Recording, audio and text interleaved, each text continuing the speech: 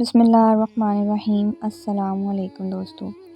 حضرت ابن آدم رحمۃ اللہ علیہ سے روایت ہے کہ حضرت رحمۃ اللہ علیہ فرماتے ہیں، ایک روز میں اپنے تخت پر بیٹھا اور میرے سامنے ایک آئینہ تھا۔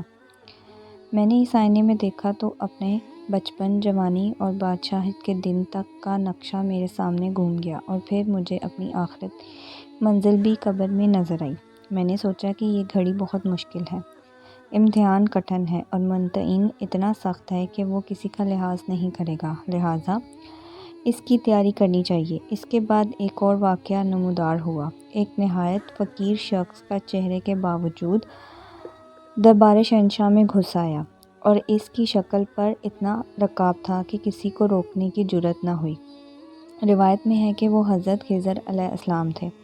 وہ فقیر کے بھیس میں آنے والا شخص بادشاہ کے تخت کے سامنے بیٹھ گیا اور کہنے لگا کہ بادشاہ سلامت، آپ ایک طرف ہو جائیں، میں مسافر ہوں اور مجھے سخت نیند آ رہی ہے، میں یہاں ذرا آرام کرنا چاہتا ہوں۔ بادشاہ کہنے لگے کہ بابا، آرام کے لیے ہم نے ایک سرایہ تعمیر کی ہے، آپ اس میں جا کر آرام کریں۔ اس فقیر نے پوچھا، یہ کون سی جگہ ہے؟ شاہ نے کہا، یہ تخت ہے۔ بادشاہ، یہ کس کا تخت ہے؟ فرمایا، میرا تخت ہے۔ پوچھا، اس سے پہلے کس کا تھا؟ فرمایا، میرے باپ کا تھا۔ پوچھا، اس سے پہلے کس کا تھا؟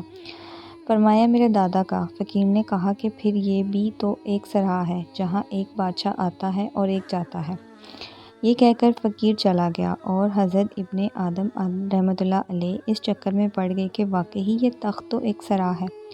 دو چار اور واقعے پیش آئے تو آپ رحمۃ اللہ علیہ نے تخت چھوڑ کر فقیری اختیار کر لی، اور حضرت ابو حنیفہ رحمۃ اللہ علیہ کے پاس گئے اور کہا کہ ہم نے بادشاہت چھوڑ دی ہے، اب کیا کریں؟ آپ رحمۃ اللہ علیہ نے فرمایا، علم حاصل کرو۔